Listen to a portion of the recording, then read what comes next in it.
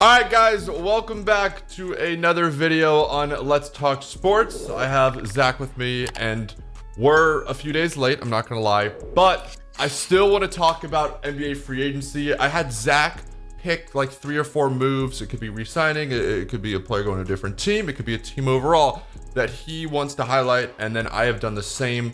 So Zach, I'll let you take the floor. Give me maybe a winner, a loser, like what's your first move here?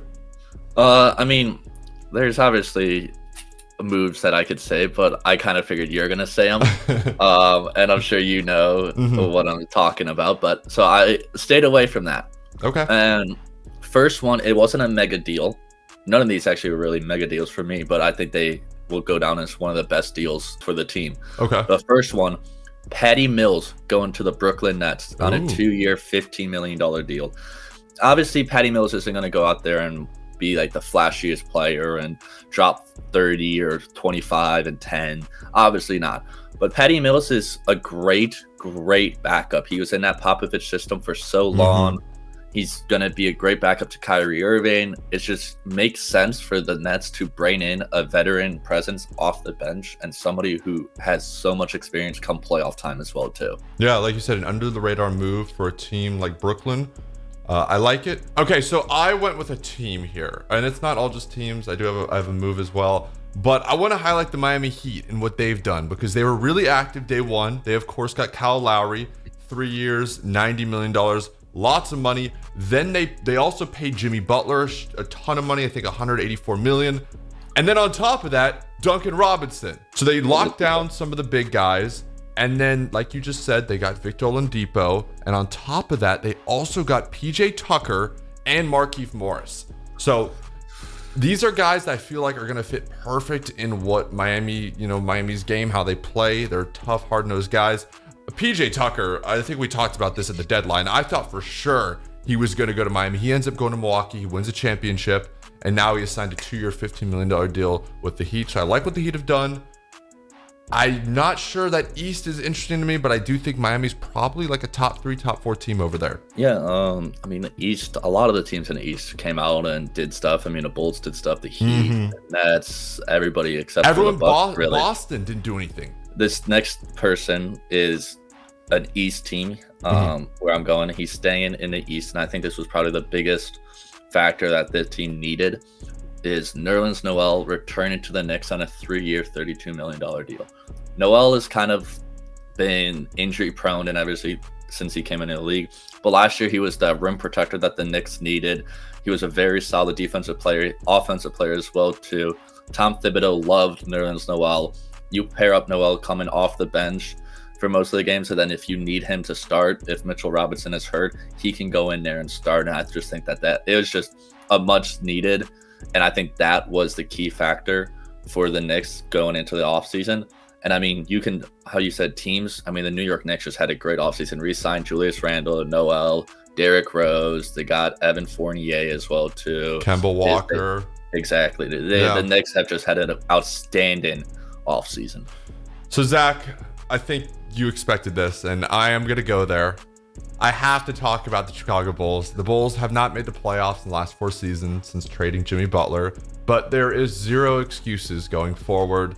Lonzo Ball, I made a video over that. I was super hyped. Then they get Caruso, which I don't think anybody linked Caruso to the Bulls. That was just totally out of right field.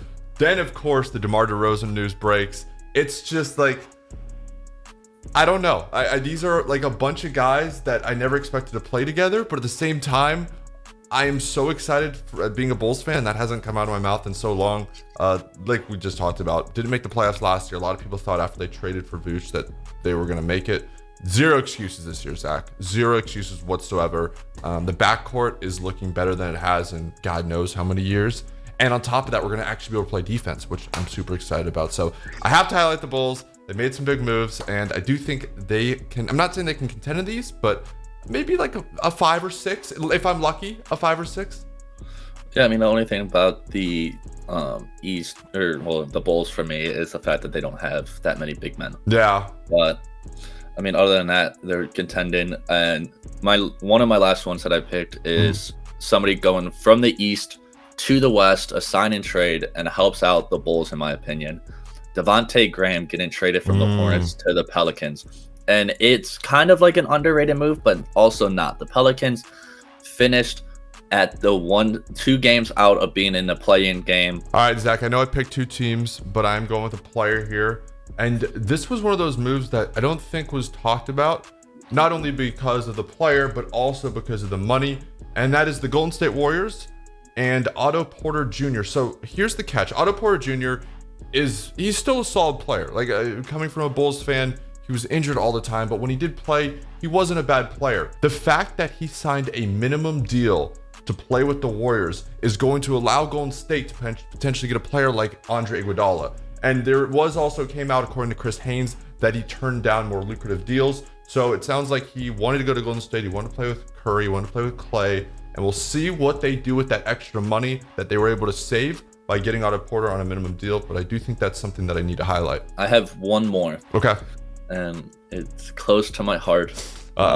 Saying this and everything. But I think one of the big W's and wins of this offseason for a player is Shai Gilgeous-Alexander. I mean, Oklahoma brought in Kemba Walker, and everybody's having this, oh, what are they going to do with that? Like, it doesn't make sense. Shai then goes out and gets a 5 years, $172 million deal as a former Clipper player, former Shai fan as well, too. I mean, I'm so happy for him. He deserves it altogether. I mean, if only the Thunder can now start getting players that actually could compete. I mean, Shai's going to be there for a long haul, and I think he'll honestly probably retire as a Oklahoma City Thunder or wherever the Thunder end up if they do move. But I just think that's one of the better moves for a player going into the offseason. Zach, speaking about if you want to talk about money, we got to highlight Chris Paul. Chris Paul signed a huge deal. He was awesome last year. But the fact that he's going to be making $30 million at the age of 40, I believe I read something that said he's going to, by the time he finishes out his contract, he's going to have $420 million worth of career earnings. Anyway, guys, make sure you do check out Zach. He does stream on Twitch and will be linked down below. Also, please make sure you guys do drop a like. Make sure you guys do drop a subscription. Let us know in the comments down below. What did we miss? What do you agree with? What do you disagree with? And until next time, we'll talk to you guys soon. Peace.